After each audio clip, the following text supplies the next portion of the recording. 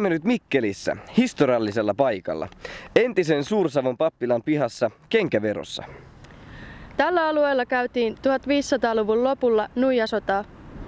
Nuijasota oli suomalaisten talonpoikien kapina aatelistoa ja sotaväkeä vastaan.